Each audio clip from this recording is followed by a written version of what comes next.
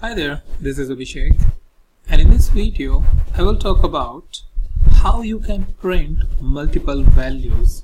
So for example, when we are calculating the area of circle or circumference of circle, what it takes is one value, which is radius, right? And then give us the output. Now, wouldn't it be better to print both the values together since it takes radius? So that's the topic, that when such situation arises and you need to print the multiple values by using that function, by using that argument, then how you can do that. Alright, so let's go ahead and first of all import the math so that we can get the value of pi. Now define the function using def and circle underscore formulas, and I will just pass the value of radius. Once I do that, now first of all I want to calculate the area, right?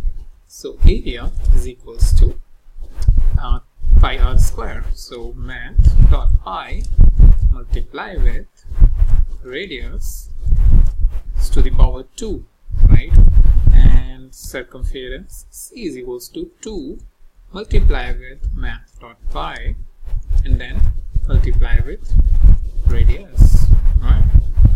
Once we have done that, and then we can go ahead and print the values. So print, either I can do like this, print area and print c, no issues in this at all, or I can combine like this, print area, print c, right?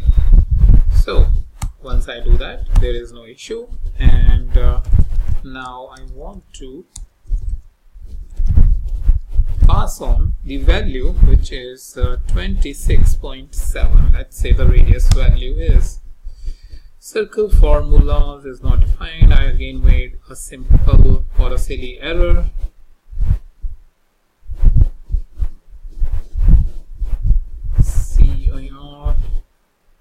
Yeah, formulas F.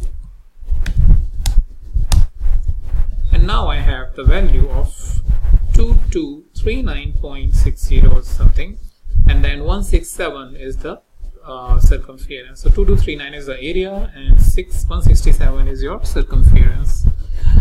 Okay, now the exercise.